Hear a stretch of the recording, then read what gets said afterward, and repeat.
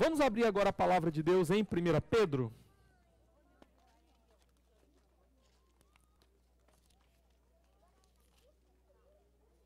1 Pedro capítulo 1.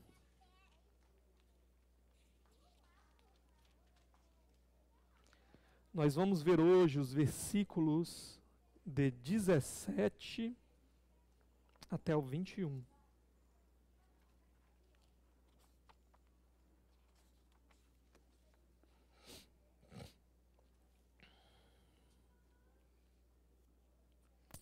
Primeira Pedro 1, a partir do verso 17.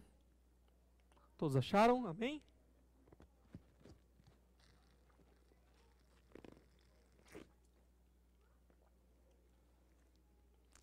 Diz assim a palavra do nosso Deus. Eu vou ler só o 17 agora, deixe sua Bíblia aberta e nós vamos ver o resto durante a exposição. Ora, se invocais como Pai aquele que sem acepção de pessoas julga segundo as obras de cada um, portai-vos com temor durante o tempo da vossa peregrinação. Até aqui, vamos orar. Senhor, muito obrigado pela tua palavra, que ela mais uma vez nos instrua essa noite, mais uma vez nos ensine, nos direcione, que a tua palavra, ó Deus, ela ressoe fortemente na nossa mente, no nosso coração, possamos ouvir a tua voz falando com clareza a nós, e que a nossa vida ela corresponda ao que nós vamos encontrar aqui. Eu te peço isso no nome santo de Jesus. Amém. Amém.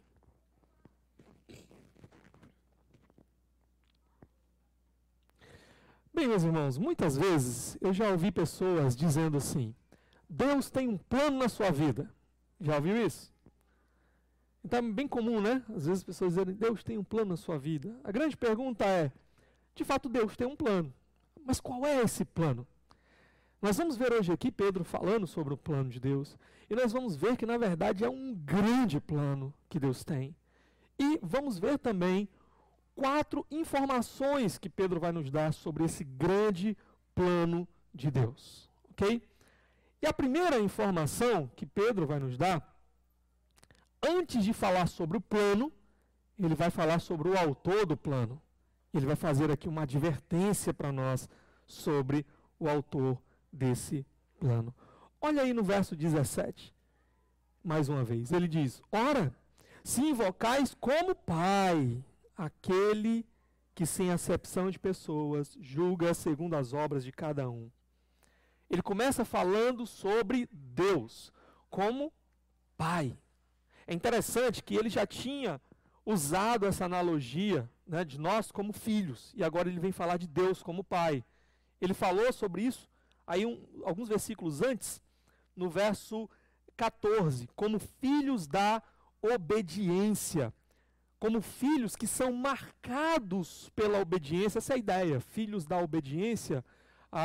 É uma analogia que dentro da mentalidade hebraica, né, um filho, ele normalmente se assemelha aos seus pais. Ele tem algo que se parece com seus pais. E aqui a ideia é que a marca do filho é a obediência. Ele é filho da obediência, é com isso que ele se parece, com obediência. Obediência, é claro, dentro do contexto aqui, uma obediência a Deus, ok?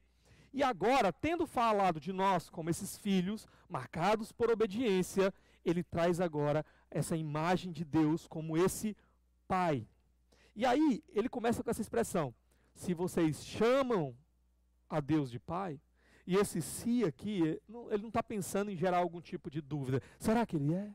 Será que ele não é? Esse se aqui é um convite à reflexão. O que ele está querendo dizer para nós basicamente é o seguinte: olha, pensa comigo aqui, tá? Vocês chamam a Deus de Pai, não é? Então, se vocês chamam a Deus de Pai, qual é a implicação que isso tem que trazer sobre a vida de vocês? Essa é a ideia de Pedro aqui. E é muito interessante que ele vai lembrar aqui algumas coisas que nós muitas vezes nos esquecemos.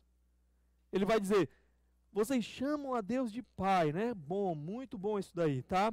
Agora vocês estão lembrando que Deus ele também é caracterizado por outra coisa? Olha o verso 17. Ora, se invocais ou se chamam como Pai aquele que, sem acepção de pessoas, julga segundo as obras de cada um. Literalmente a ideia é, se vocês chamam de Pai aquele que é julgador. Essa é a característica, que Deus é marcado por essa característica de ser aquele que julga, que examina, que retribui a cada um, sem favoritismo. Esse aqui, eu não vou estar pisando na bola, mas eu vou fechar os olhos. Não vou ver o que ele está fazendo, não. Né? Agora aquele ali, não. Aquele ali... Então, vocês chamam a Deus de Pai. Esse, vocês estão lembrando, né, que ele também é julgador. Ele também vai retribuir, sem passar a mão na cabeça. Ele não recebe suborno, segundo as obras de cada um. Qual a ideia aqui? É muito comum nós ouvirmos na nossa cultura também as pessoas dizendo, né, Deus é Pai. Às vezes ainda acrescentam, né? Deus é Pai e não é padrasto. E qual a ideia que normalmente as pessoas têm em mente quando elas falam isso? Deus é Pai, no final das contas, Ele vai assim, dar um jeitinho, não vai levar em conta os meus pecados, vai passar a mão na minha cabeça, Ele vai fechar os olhos, né? Deus é Pai, Ele vai fazer vista grossa, Ele vai aceitar no final das contas. Por quê? Porque Deus é Pai. E Pedro está lembrando, verdade. Mas Ele é um Pai que também é marcado por ser julgador. Um juiz imparcial. E aí, qual é a ideia aqui? Quando é que Deus ele age como esse julgador? Há pelo menos duas possibilidades da gente interpretar aqui esse texto. Os teólogos têm, comentaristas bíblicos e tal, têm se dividido sobre como é que a gente deveria entender o que Pedro está querendo estabelecer. Alguns entendem que ele está falando aqui sobre o papel de Deus como esse julgador no final. Então, Deus é esse juiz escatológico. No final das contas, escatologia, né, o estudo sobre as últimas coisas, o que vai acontecer lá no futuro, tá? Então, lá naquele grande dia, Deus, ele vai julgar a cada um segundo as suas obras.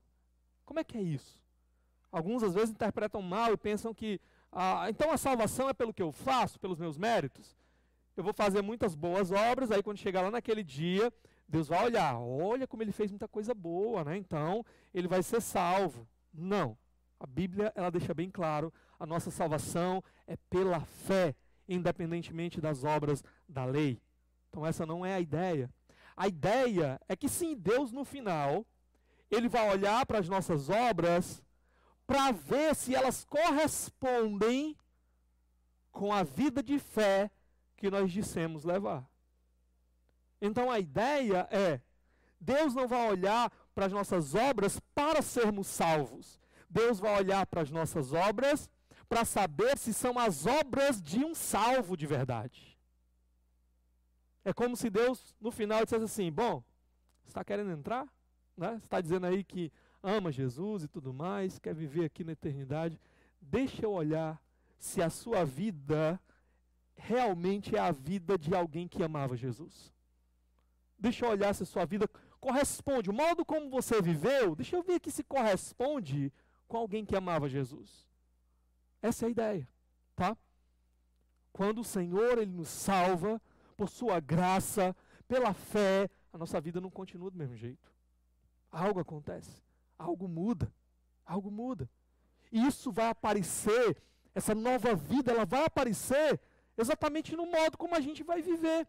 As coisas que a gente vai fazer. Essas novas obras, elas vão mostrar que houve realmente uma nova vida ali. Agora, uma outra possibilidade aqui é a seguinte. Pedro não está olhando para o futuro, embora no texto ele vai falar muito sobre também essa questão do futuro. Mas aqui nesse momento ele não estaria pensando em Deus como esse julgador lá no final, mas estaria pensando em Deus agora, como um julgador já agora. E a ideia seria, se ele é pai, Então ele presta atenção no que os filhos dele fazem, ele examina o que vocês estão fazendo como filhos, e sabe de uma coisa?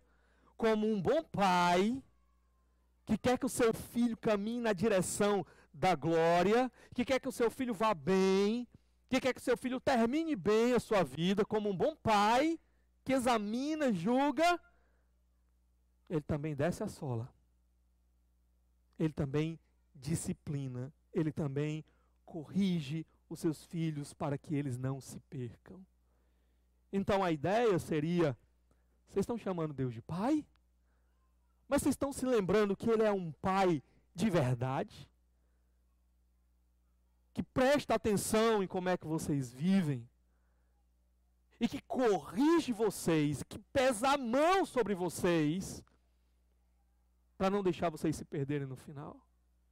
Em outras palavras, o que ele estaria dizendo é o seguinte: olha, se vocês estão chamando Deus de pai, então cuidado com o modo como vocês vivem.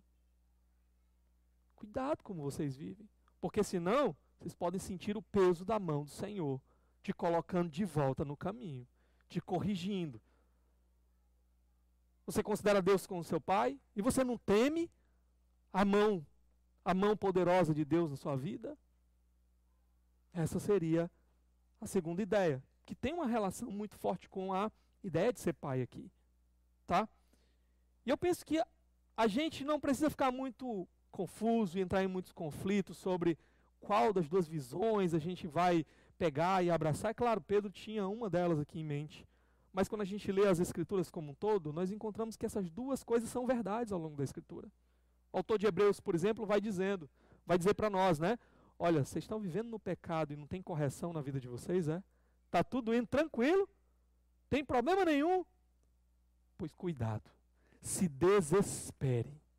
Se você viveu pecou, caiu e tudo mais, permaneceu durante algum tempo no pecado e começou a sentir que o negócio está pegando para você, começou a sentir que a mão pesada de Deus está se abatendo sobre você, aí é um sinal de esperança para você. O autor de Hebreus vai dizer para nós. É para você até se alegrar um pouquinho, porque Deus está ainda te tratando como filho, porque Ele açoita os filhos que Ele ama. Ele não vai deixar eles se perderem, eles continuarem andando para longe dEle. Não, Ele vai usar o que for necessário para trazer esse filho de volta. Agora, se Ele está deixando vocês andarem na beira do abismo, sem nada impedindo vocês, então Ele não está tratando como filho, Ele está tratando como bastardo. É por isso que você tem que ficar desesperado. Então, essas duas ideias, Tiago também vai falar que no último dia, na nossa vindicação final, Deus vai olhar para as nossas obras para ver o quê? Se são as obras de alguém que teve uma fé genuína. Ele diz, a fé sem obras, ela é morta. Então você diz que tem fé? Pois deixa eu ver aqui se as suas obras correspondem com a sua fé. Deus vai fazer isso. Deixa eu olhar aqui se realmente as suas obras são as obras de alguém que tem uma vida de fé. Então as duas coisas são verdadeiras, as duas coisas aparecem nas Escrituras e a gente pode pegar as duas verdades para nós. Mas, o que a gente deve fazer diante dessa verdade? De que Deus é esse Pai, mas Ele é também esse juiz. O que Pedro vai nos sugerir aqui é, prestem muita atenção como é que vocês vivem a vida de vocês. Ora, verso 17, se invocais como Pai aquele que sem acepção de pessoas julga segundo as obras de cada um, portai-vos com temor durante o tempo da vossa peregrinação. Portai-vos com temor. Prestem muita atenção. Vou já falar aí sobre essa palavrinha temor, tá? Mas é muito interessante, ele fala, durante o tempo da vossa peregrinação. Durante o tempo da jornada de vocês aqui nessa terra. Pedro aqui, ele vai usar essa figura da jornada para se referir novamente a algo que ele já tinha dito logo assim que ele começou a carta. Os primeiros versículos, ele já tinha dito o quê? Que nós somos peregrinos aqui. E aqui mais uma vez, ele lembra para nós disso, tá? A nossa vida aqui é como uma jornada. Nós estamos numa viagem. Nós estamos passando por aqui, na direção da nossa chegada, na direção do lugar que realmente nós vamos pousar. Nós vamos descansar. Então, se você é filho, Deus ele vai te corrigir para você chegar lá. Deus, ele não está interessado em que você tenha aqui nessa vida, nesse momento, aqui agora, tudo que você sempre sonhou. As pessoas vendem essa ideia para nós, né? Às vezes Deus vai realizar alguns sonhos nossos aqui, tá? Mas o grande compromisso dele é com que a gente chegue lá. Lá é que nós teremos a realização de tudo que nós desejamos. Se nós desejamos Jesus, é lá que nós vamos ter a completa satisfação desse desejo.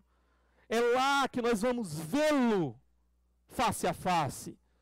É lá que nós vamos ouvir a voz dele dizendo: venha, meu filho, você chegou. Eu preparei as moradas. Você enfim chegou. Venha, entre. É lá. Tem uma música que o autor ele diz: olha, eu não me importo muito com algumas coisas, com riquezas, com algumas promessas e tudo. Eu quero só saber uma coisa. Se Jesus está lá naquela cidade, é lá que eu quero estar. É ali que eu quero estar. Esse é o nosso desejo. É lá. Então, se você é filho, Deus, ele vai te levar lá. E nesse percurso, muitas vezes, ele vai ter que corrigir você. Ele vai ter que usar a vara da disciplina.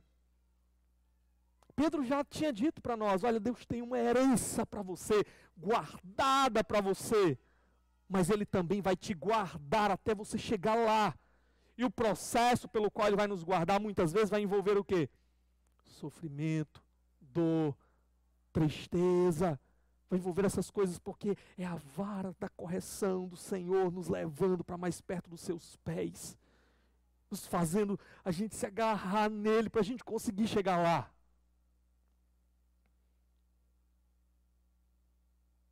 E quando você chegar lá, ele vai conferir se você é filho mesmo. Cheguei! Deixa eu olhar aqui se é meu filho. Deixa eu olhar aqui quem é que está batendo na porta. Se é meu filho mesmo de verdade. Lembrando agora daquela música do Luiz Gonzaga, né? Se passou não sei quantos anos fora, né? E chegou em casa de noite, bateu lá na porta, né? As luzes tudo apagadas já. Ninguém respondeu. Aí disse: eu me lembrei do prefixo, né? Me lembrei da senha que eu tinha que dizer, né? Louvado seja nosso Senhor Jesus Cristo, né? Aí respondeu de dentro: para sempre seja Deus louvado. Aí ele foi lá, quando o pai dele abre a janela, diz que sentiu o cheiro dele, né? E o pai dele ali: quem é você? Sou Luiz Gonzaga, o filho do Senhor, né? É o seu filho que está voltando. E a alegria do pai, né? Ele voltou. Pronto, aquele dia Deus vai olhar. Quem é que está chegando aí? Quem é que está batendo na porta? E se é um filho? Deixa eu olhar aqui. É mesmo. Ele vai olhar se a gente viveu como filho, né? Deixa eu olhar aqui.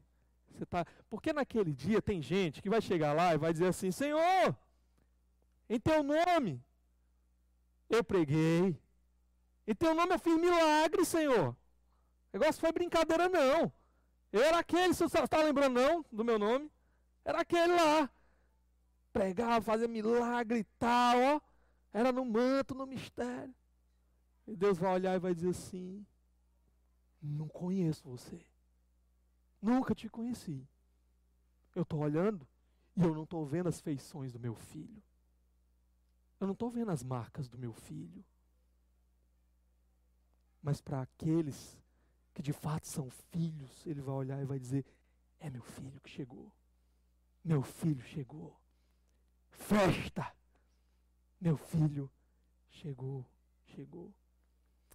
É muito interessante aqui no verso 17, que tem um imperativo. Domingo passado eu falei, né, sobre o imperativo. Imperativo é é como se fosse uma ordem. Tá? Geralmente quando a gente encontra um imperativo na Bíblia, a gente já entende como se fosse um mandamento. O mais correto a gente entender é: ele lança uma responsabilidade sobre nós, sobre aqueles que ouvem. E a responsabilidade, o imperativo aqui está onde? Quando ele diz assim, portai-vos com temor durante o tempo da vossa peregrinação. Vivam. A responsabilidade tem um tipo certo de vida que vocês têm que levar. Vocês têm uma responsabilidade de viver de uma maneira certa, que agrada ao Pai, que agrada o nosso Pai.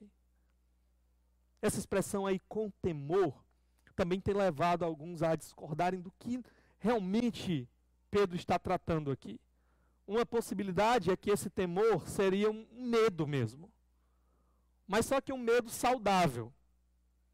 Sabe, se você vai dirigir, por exemplo, não importa quão bom piloto você seja, se você tem juízo, há um certo temor ali. Você sabe, rapaz, naquela curva ali, eu tenho que dar uma reduzida aqui. Não vai dar não, né? E esse temor é exatamente o que faz com que você haja com prudência. Que você não cometa loucura. Se você não tem esse temor, aí você diz assim, vai, né? Aí pá, já era, né? Acabou-se. O temor você diz, não, reduz, não vai. Então alguns entendem que aqui seria uma espécie de medo saudável que nos impede dessa loucura. Deus é meu Pai, e eu sei que se eu andar fora da linha, porque Ele me ama, Ele não vai me deixar ficar fora das cercas de proteção. Porque Ele sabe que é perigoso lá. Ele vai pesar a mão sobre mim, eu não quero. Eu não quero desagradar o meu Pai. Eu não quero sentir o peso da sua mão. É uma mão amorosa, mas é uma mão pesada. Para me trazer de volta, eu não quero. Então esse temor faz com que eu permaneça ali, dentro do círculo da proteção do Senhor. Outros entendem que esse temor aqui é mais uma ideia de reverência. É uma preocupação legítima com aquilo que agrada ao Pai. Uma ideia mais semelhante com aquele temor do Senhor que a gente viu em Provérbios, né? Então, o temor do Senhor é o princípio da sabedoria. Essa busca desse relacionamento correto com Deus, de entender o que o agrada, como é que Ele deseja que a minha vida seja. Isso vai me trazer sabedoria. Agora eu vou estar atento. O que agrada o meu Pai? E as duas ideias também, mais uma vez, a gente não precisa ficar debatendo, discutindo e pegar uma e ficar só com uma ou com a outra. As duas ênfases, elas são verdadeiras para nós. Então a primeira coisa que ele diz, sabe qual é o modo certo de você viver aqui, a sua responsabilidade? Primeiro, é você temer o Senhor. Primeira coisa é você ter reverência, entender, é buscar entender, ouvir com atenção o que seu Pai quer. O que Ele deseja, qual tipo de vida. É você não querer que a mão dele pese sobre você, que ele se entristeça com você e tenha que pesar a mão para que você volte para o caminho. Mas tem uma outra coisa também que está relacionada à maneira certa da gente viver, que está aí no verso 18. Então ele diz, portai-vos, né, vivam com temor. Aí no verso 18 ele diz, sabendo. O tipo certo de vida que eu vou levar aqui, ele tem uma relação também com o que eu sei. Eu tenho que ter algo em mente. Ao viver aqui, algo tem que estar presente na minha mente. O que é que tem que estar presente na minha mente? O grande plano do Senhor. Esse plano tem que estar presente sempre na minha mente. E é Ele que vai direcionar a minha vida aqui. E Ele vai falar um pouco sobre esse grande plano. Mas é como, mais ou menos, um manual de instrução. Você compra alguma coisa lá na internet, vão deixar lá na sua casa, e aí você é que vai ficar responsável por montar. Aí vem lá o manual, né? Se você for prudente, você vai dar uma olhada lá no manual para ver como é. Olha, isso aqui é aqui, isso aqui é acolá, né? E aí, se você seguir o manual direitinho, no final vai sair tudo dentro do plano. Mas vai dar tudo certo no final. Você seguiu o roteiro, você seguiu o plano. Agora, se você não... Pra que manual? Né? Preciso disso aqui, não. Pode ser que o negócio não dê certo no final, né? Então, o Senhor, Ele quer que o tipo de vida que a gente viva aqui seja baseada, a gente tem em mente esse plano dele para nos orientar nessa vida, certo? Então, qual é esse plano? Nós vamos ver agora que esse plano do Senhor, ele é um plano de redenção. Esse grande plano, ele tem a ver com redenção. Olha comigo novamente aí. Verso 18. Sabendo que não foi mediante coisas corruptíveis, como prata ou ouro, que fostes resgatados do vosso fútil procedimento que vossos pais vos legaram. Essa palavrinha aqui, traduzida como resgatados, talvez na sua versão esteja aí como redimidos. É a palavra para redenção. Nós cantamos hoje aqui, não foi? Nos trouxe a redenção. E o que é redenção? Redenção é uma dessas palavras importantes que aparecem na Bíblia, que a gente canta sobre ela, mas que por ser tão comum no nosso vocabulário, às vezes a gente não para pensar no seu significado. Ok, o que significa redenção? A ideia da redenção é um preço pago em resgate. Por isso que a tradução aqui trouxe como resgatados, ok? Que preço pago em resgate era esse? Um preço pago para colocar alguém em liberdade. A palavra redenção ela era muito comum ali no contexto de mercado de escravos, tá? Ou de alguém que tinha se vendido como escravo. A escravidão nos dias da Bíblia era um pouco diferente do tipo de escravidão que a gente estuda na história aí, né, da que aconteceu aqui no Brasil, nos Estados Unidos, na Europa. É um pouco diferente. Ela estava mais envolvida com a ideia de servilismo. Os escravos, por exemplo, nesse período, eles inclusive recebiam algum tipo de salário baixo, né? Mas que eles poderiam juntar, eles poderiam fazer negócios com aquilo ali e poderiam inclusive comprar a sua liberdade com aquilo. Eles poderiam redimir a si mesmos. Ou outra pessoa poderia pagar esse preço para colocar eles em liberdade. Então essa é a ideia aqui de redenção. Agora, qual é a ideia aqui?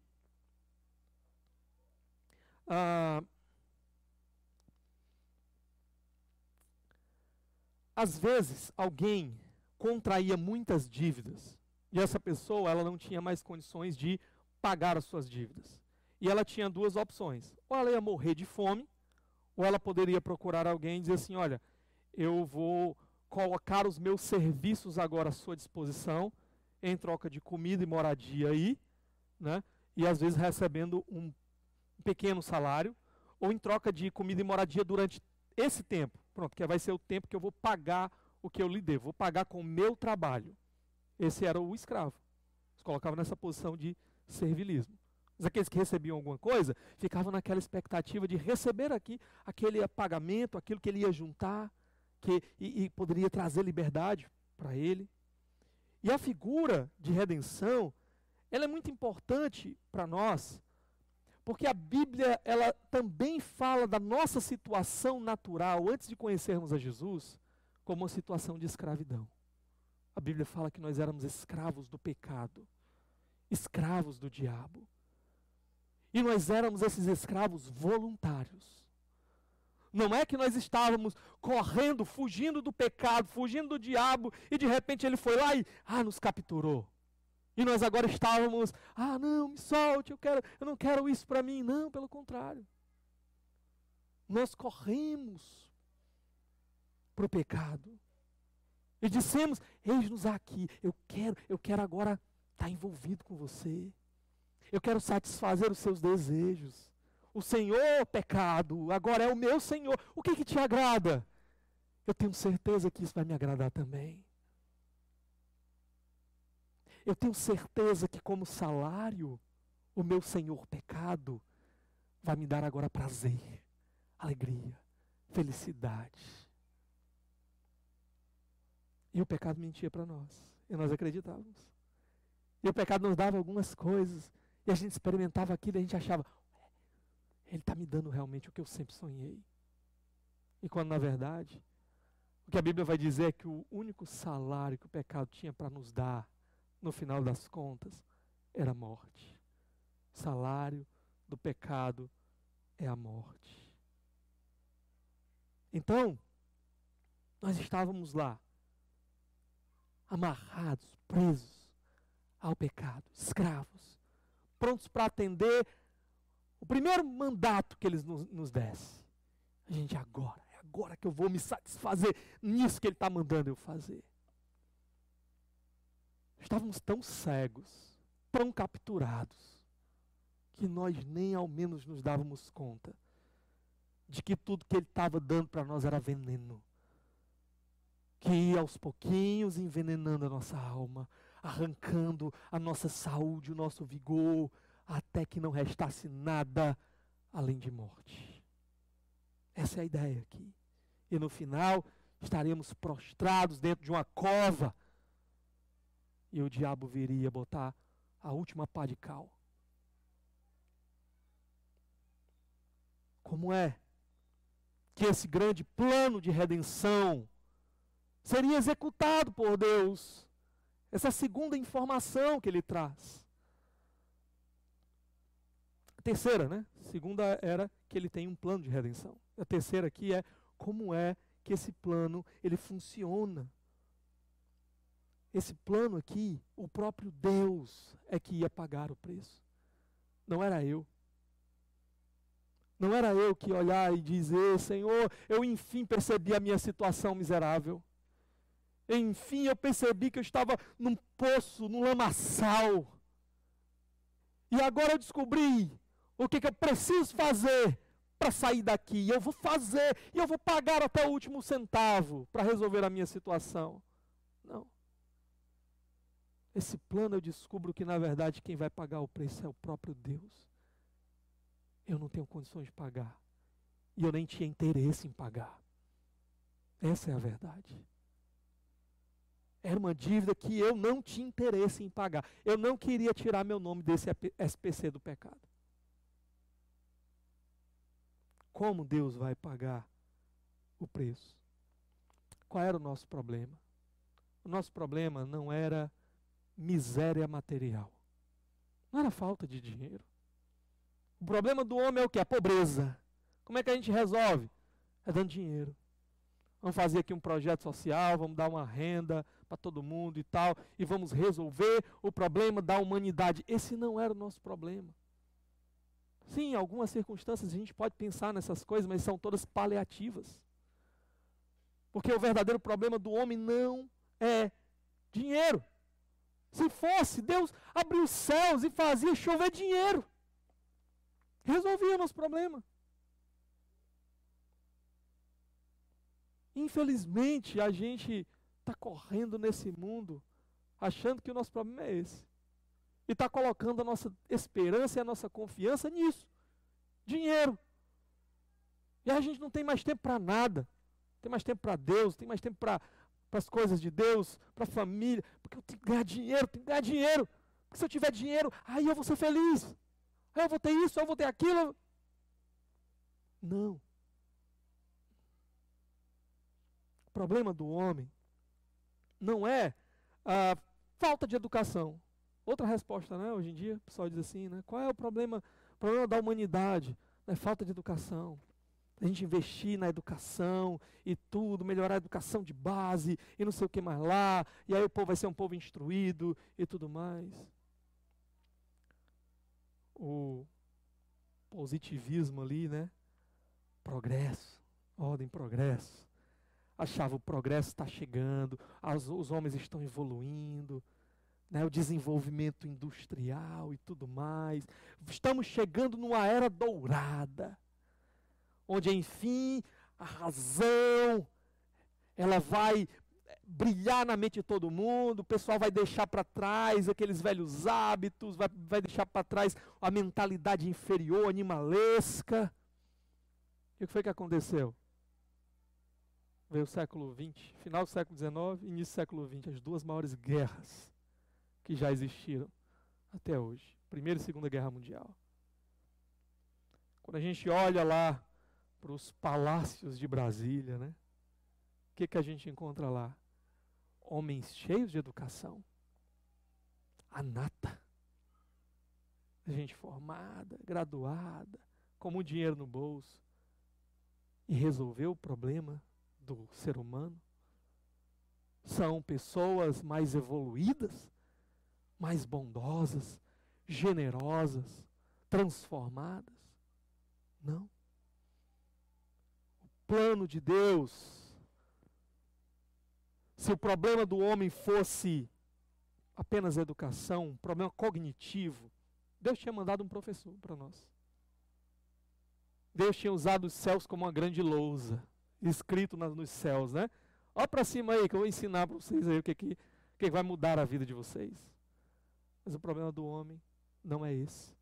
Paulo vai dizer em Romanos 1, que o homem, ele detém a verdade pela injustiça. E a ideia lá de deter é como se fosse pegar algo e sufocar. É como se fosse uma morte por afogamento, por sufocamento, assim. A ideia é que o homem pega a verdade de Deus. Deus revela a sua verdade a todas as pessoas, algum nível de verdade. E o homem pega isso e tenta matar, para colocar no lugar a impiedade, a injustiça, os pecados do seu coração.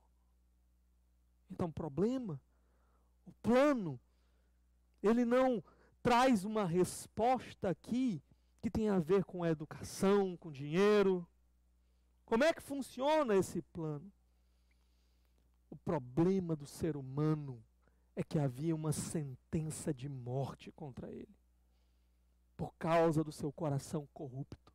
O problema do ser humano estava no mais profundo dele mesmo, no seu coração. Um pensador cristão recebeu uma carta com algumas perguntas, uma pesquisa.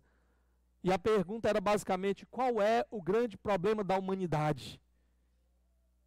E aí ele respondeu aquela carta dizendo assim: J.K. Chesterton, prazer. O grande problema da humanidade sou eu. É o meu pecado. É o meu coração.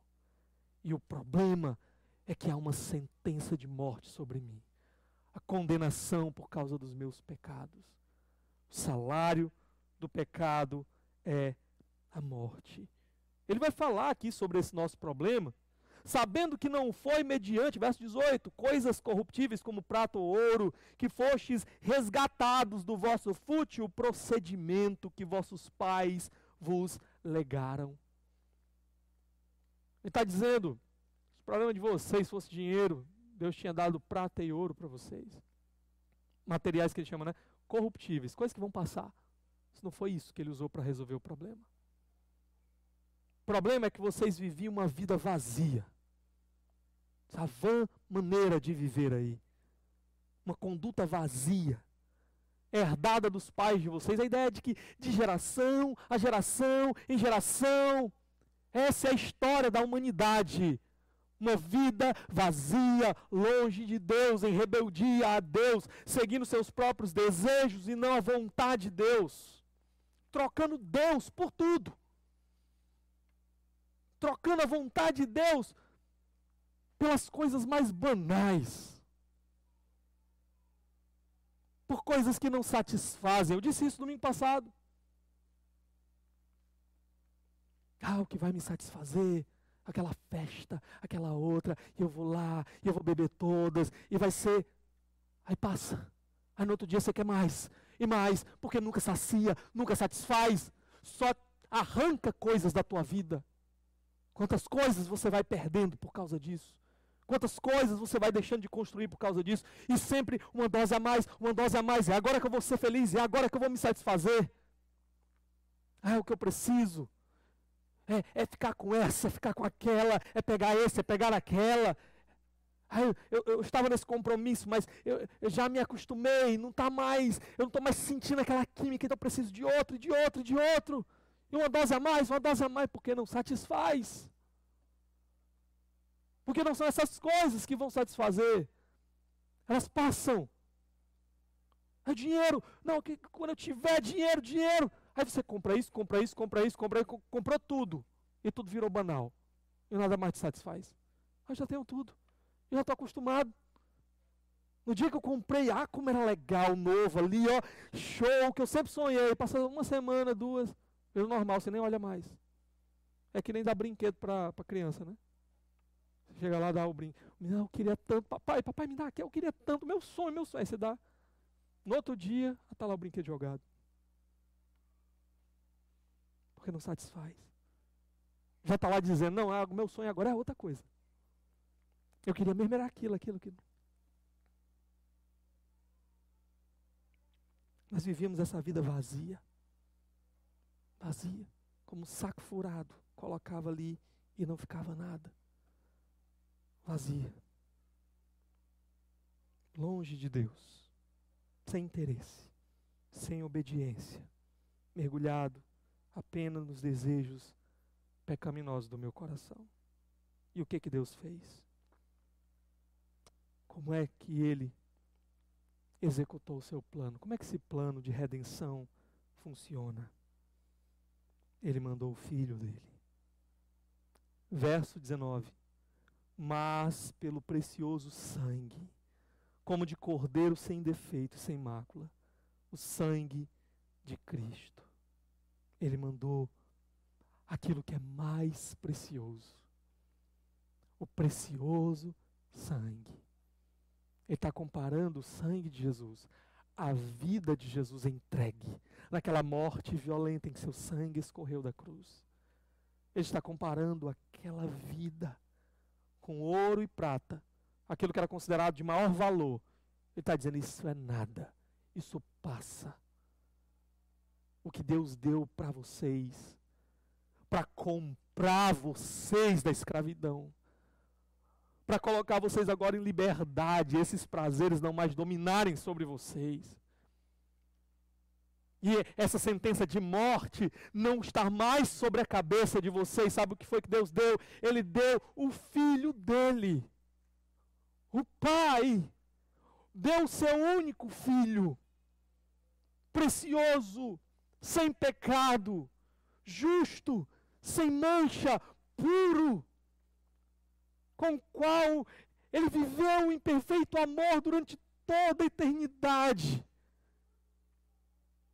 Ele entregou, ele se fez homem, e ele foi entregue para receber aquele castigo e aquela ira no lugar de vocês. Não tem como a gente não lembrar de Abraão. Deus deu o único filho para Abraão, filho da promessa. Ele já tinha tentado, dar um jeitinho na promessa. Os anos passando, e passando, e passando, e passando. Anos e mais anos, e aquela promessa, eu vou te dar um filho com Sara. Nunca se concretizava. Então, vamos dar uma ajuda para Deus aí. Está difícil realizar esse negócio, né? Aí Sara foi e deu Agar, sua serva, para Abraão. Ele teve Ismael, e Deus disse, não é. Eu vou dar para vocês. Eu vou dar para vocês, sabe quando? Quando não houver mais a menor possibilidade de explicar que esse filho nasceu pela força de vocês. Já era claro que Sara era estéril. E com 100 anos então, 90 anos, era claro que ela não daria mais a luz a ninguém. E foi aí que Deus veio cumprir, para dizer, Abraão, Sara, não foi sorte. Não foi um momento assim, de fertilidade que deu aí. Foi eu dei esse filho para você. É o cumprimento da minha promessa. E quando aquele menino cresceu, único filho de Abraão, filho da promessa, é por meio dele, Abraão, que eu vou fazer o teu nome. E Deus disse, Abraão, sabe de uma coisa, agora eu estou querendo aquele teu filho. Eu quero que você sacrifique aquele teu filho. E ali no Monte Moriá, quando em obediência Abraão estava para sacrificar o seu único filho, Deus enviou aquele anjo para dizer, para Abraão, não precisa.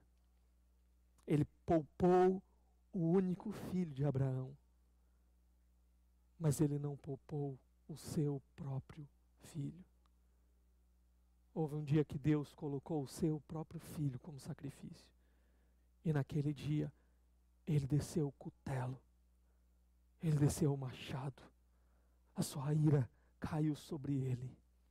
Por causa de mim e de você. De pecados que eram meus, não eram dele. Ele não tinha pecado, ele não tinha mancha, ele era puro, ele era justo, ele era perfeito. Deus entregou o que de mais precioso havia, o justo pelos injustos, como a Bíblia diz, por causa de mim, de você.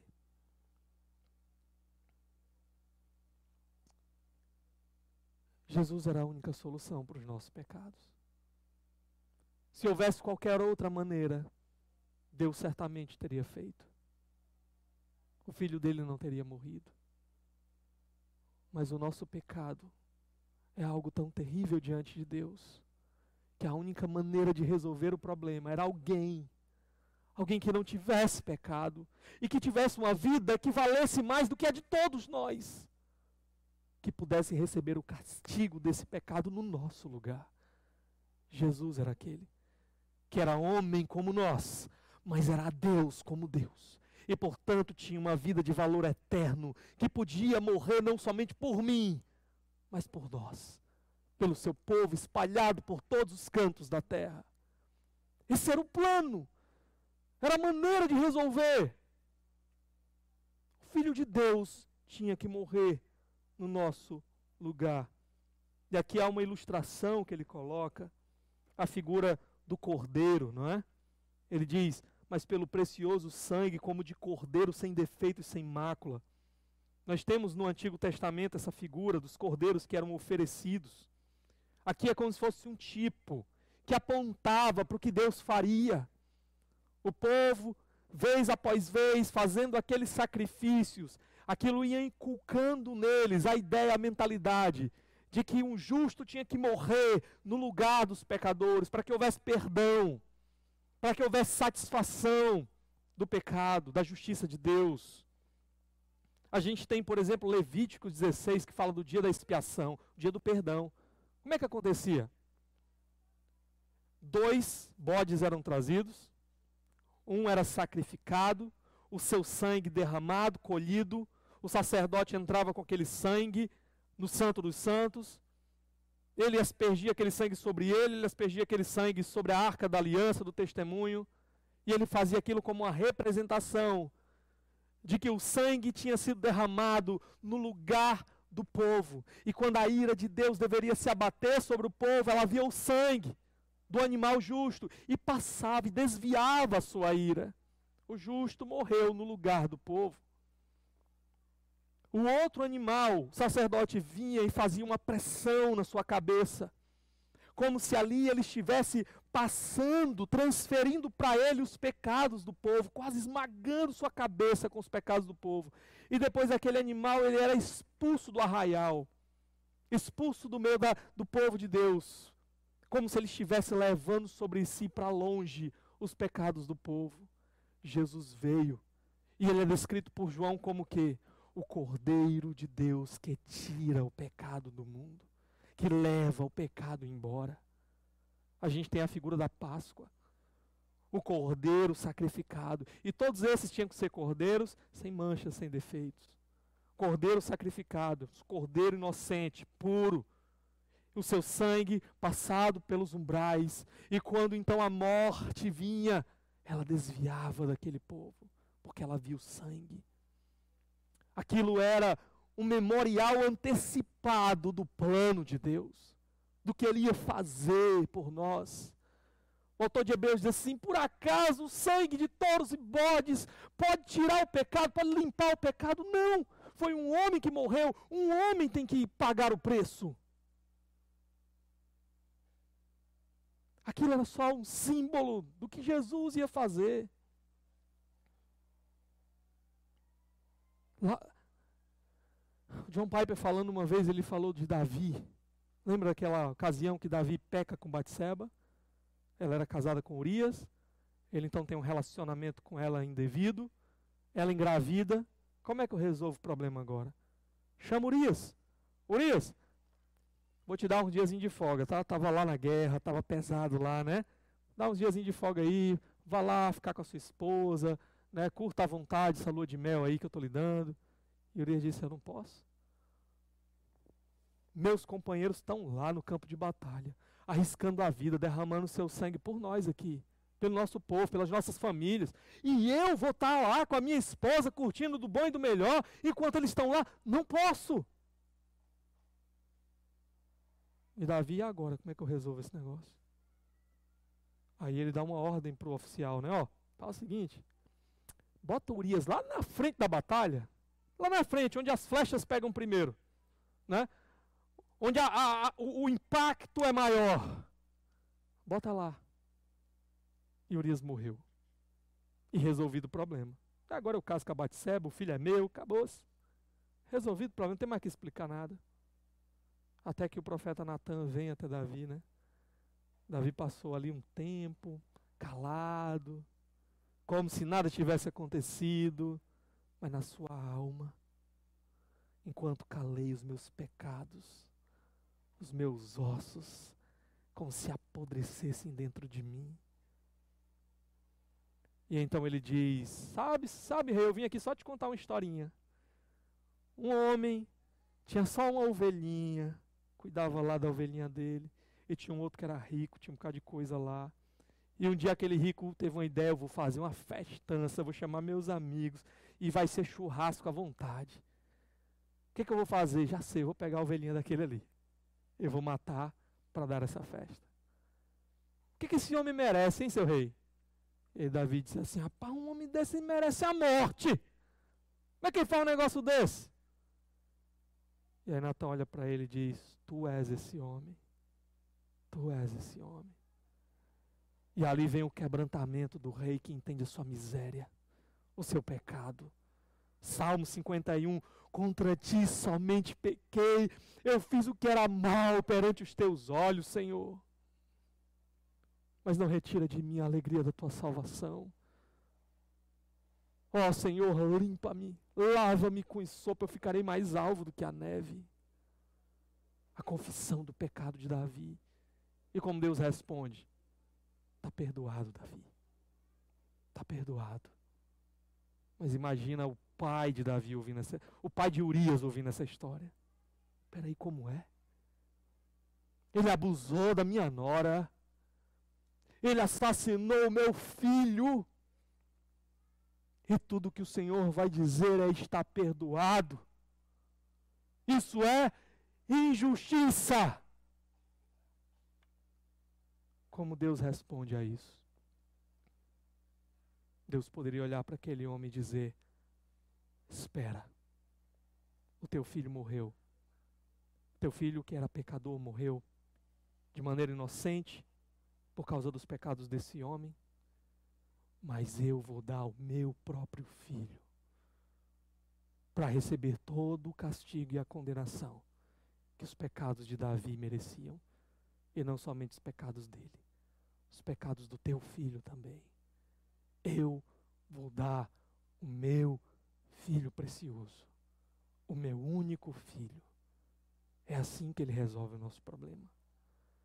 É assim que ele trata do nosso problema. E nota, olha como é que Jesus é descrito no verso 20, conhecido com efeito antes da fundação do mundo, porém manifesto no fim dos tempos, por amor de vós.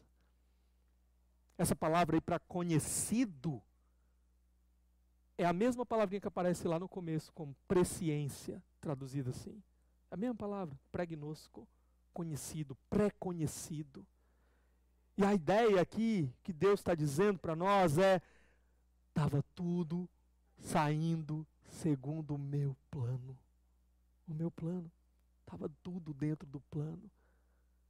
Antes da fundação do mundo, ele já era o cordeiro que seria morto por causa do seu pecado, para salvar você. E agora, nesses dias, aquilo que era só uma figura, uma sombra, um símbolo através da morte daqueles animais, agora está sendo feito claro diante dos olhos de vocês. Os animais eram uma figura, era o meu filho que ia ser o cordeiro, era o meu filho que ia ser entregue, era o meu filho que ia morrer no teu lugar. O plano de eternidade a eternidade está sendo cumprido, está sendo realizado diante dos olhos de vocês. Esse plano, e a quarta informação e última, era um plano eterno para revelar a sua glória. Nós poderíamos, se não tivéssemos pecado, poderíamos entender que Deus nos ama, como os anjos entendem que Deus os ama, aqueles anjos que não pecaram. Mas nós jamais saberíamos que Deus nos ama tanto, que é um amor assim tão indescritível, tão grandioso, tão glorioso. Ele nos ama tanto que Ele foi capaz de entregar o seu próprio Filho para morrer no meu lugar. Que amor é esse? Ele poderia me amar e tentar alguma outra coisa, mostrar de algum outro jeito. Mas o meu pecado era tamanho que Ele mostra agora como o seu amor era tão grande, resolvendo o meu problema. E o único jeito era esse, entregando o Filho dele para morrer no meu lugar, em benefício de vocês, por amor de vocês. Olha o verso 21. Que por meio dele tendes fé em Deus, o qual o ressuscitou dentre os mortos. Ele deu glória, de sorte que a vossa fé e esperança estejam em Deus. O que ele está dizendo para nós aqui? Ele deu em favor de quem, o Filho dele? Ele disse em benefício de vocês. Vocês quem? Quem? Tem duas coisas, duas informações importantes. Primeira, ele deu o Filho dele em favor de quem não merecia nada. Ele já disse para nós, sabe quem são vocês? Aqueles que viviam uma vã maneira de viver, aqueles que viviam uma vida vazia, aqueles que davam as costas para mim. Quando ele entregou o Filho dele, não é porque vocês mereciam nada. Quando ele entregou o Filho dele, não é porque vocês estavam buscando ele, porque vocês estavam fazendo tudo certo. Quando ele deu o Filho dele, é porque simplesmente ele olhou e ele amou vocês. Ele viu tudo que você esconde dos outros, tudo. O pecado que você tenta esconder lá no fundo do seu coração, Ele viu. Ele sabe tudo a seu respeito. Ele sabe os pensamentos que passam pela tua mente. Ele sabe da rebeldia. Ele viu. Às vezes que você o trocou por nada. Às vezes que você o desprezou por nada. Ele viu a tua vida vazia. E Ele entregou o Filho dele ainda assim para morrer por ti. Ele entregou por quem não valia nada, como eu e você. Mas Ele diz aqui que agora, se você realmente entendeu e teve esse encontro com o Filho dele, você não é mais quem você era. Ele descreve esses vocês no verso 21, que por meio dele tendes fé em Deus. Vocês agora são aqueles que tiveram um encontro com Ele. É por meio dele. Teve um dia que Ele veio encontrar você. Teve um dia em que Ele arrancou as escamas.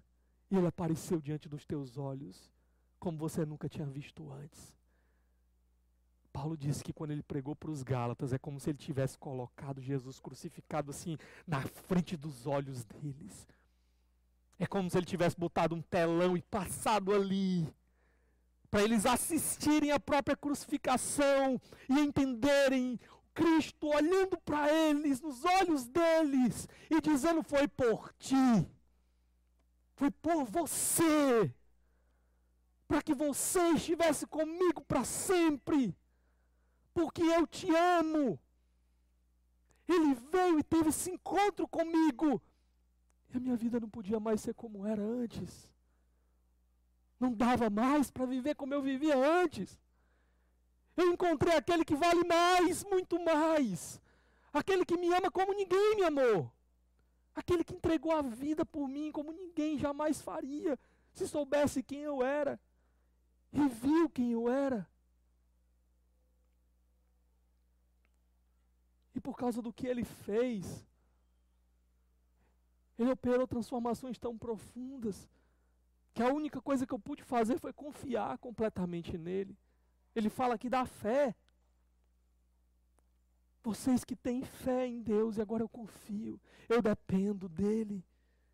De sorte, ele diz, o qual ressuscitou dentre os mortos. No que eu creio? No que eu confio? Eu confio que foi por mim, ele morreu por mim, mas eu confio que ele não ficou na morte, ele ressuscitou dentre os mortos por mim. A garantia de que o que ele disse era verdade, eu vou morrer por você. E quando ele morreu, os apóstolos parece que esqueceram, Pedro parece que tinha esquecido. Ele ficou ali, acabou nossa esperança, acabou, não tem mais jeito, vamos ficar escondido aqui até a poeira baixar, para que ninguém venha aqui fazer mal para a gente. E quando aquelas mulheres foram no túmulo e voltaram, ele não está lá. Eu encontrei um anjo, eu encontrei com ele ressuscitou, eles não acreditaram. Eles correram para lá, para ver o túmulo vazio, mas a ideia é roubar o corpo dele. O que foi que fizeram com o corpo dele? Até que ele mesmo entrou naquela sala trancada e disse, eu estou aqui, eu ressuscitei, eu disse isso para vocês, e como eu ressuscitei, você também vai ressuscitar no último dia. Toca aqui e vê se é um fantasma que está falando contigo. Vejam as marcas. Eu creio que ele morreu por mim, e eu creio que ele ressuscitou, começa a garantir essa prova, que eu vou ressuscitar com ele. Ele foi glorificado, ressuscitou dentre os mortos e lhe deu glória, ele se assentou à destra do Pai, ele reina soberano, e o rei vai vir se encontrar comigo, ele vai vir fazer uma festa comigo, eu vou me sentar para o grande banquete que ele vai fazer, porque ele já me mostrou isso quando ele ressuscitou, ele já me garantiu isso quando ele ressuscitou. É nisso que a gente crê. Eu que não era ninguém, eu que era um miserável pecador, eu só criei nisso, eu só entendi isso, porque um dia ele veio ao meu encontro, um dia ele se encontrou comigo, eu não achei ele, ele que me achou, ele me achou perdido, vagueando no pecado, e ele veio, pegou na minha mão e disse, vem comigo, tudo isso, de sorte que a vossa fé e esperança estejam em Deus.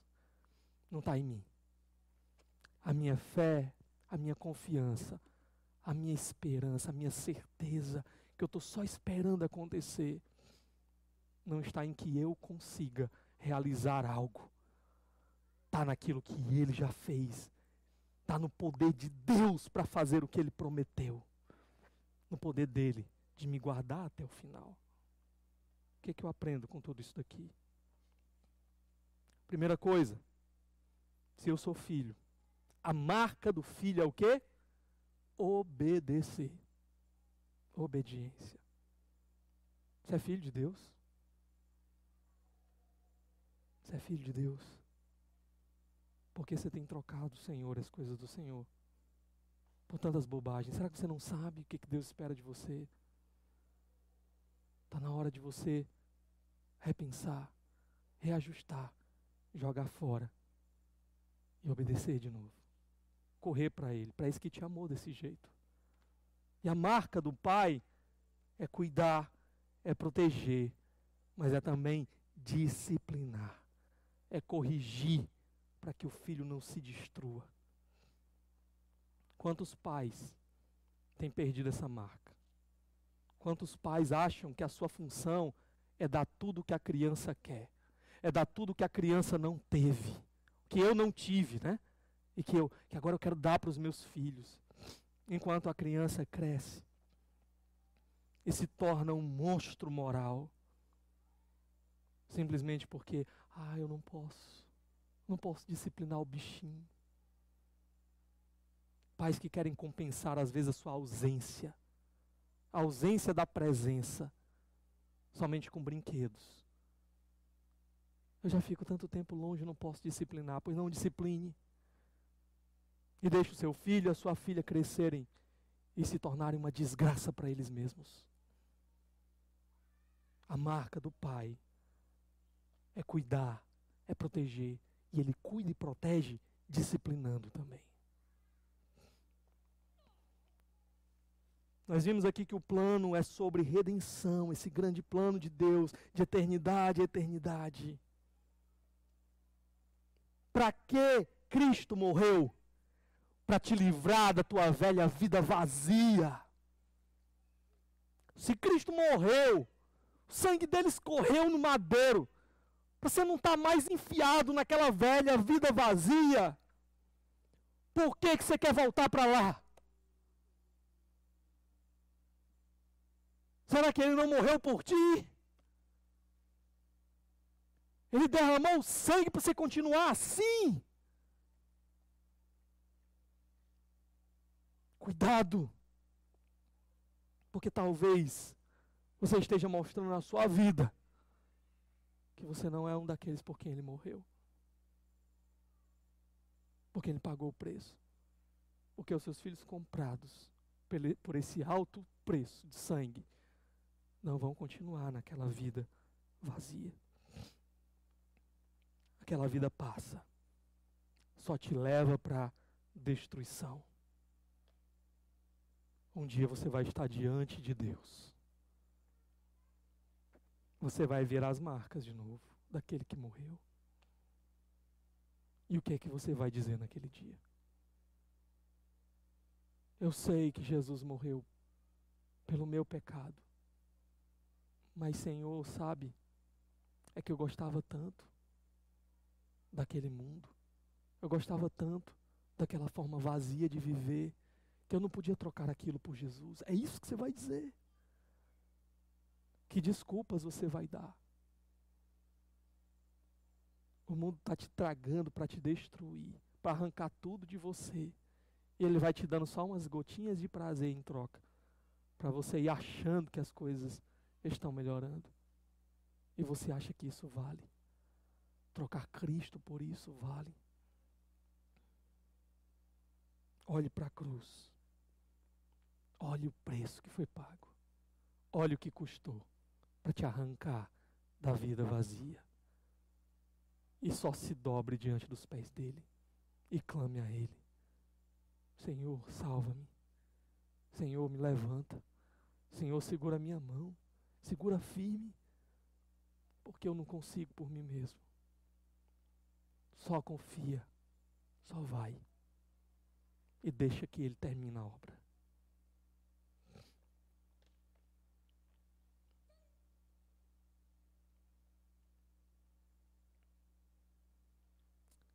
Por fim, quais são as marcas de alguém por quem Cristo morreu? Primeiro, essa pessoa, ela viu Jesus de um jeito diferente. E ela entendeu que Jesus vale mais do que tudo. E por isso, para ela não é um peso deixar nada, porque ela não está perdendo nada. Ela está ganhando Jesus. Ela está ganhando tudo. Essa pessoa, portanto, está pronta para deixar qualquer coisa para trás que impede o relacionamento dela com Jesus. Porque Jesus vale mais. Ela está pronta para dar esse passo na direção de Jesus. Essa pessoa, ela confia em Jesus, porque ela entendeu que ele morreu por ela. E ele ressuscitou. E ele governa. E ele voltará.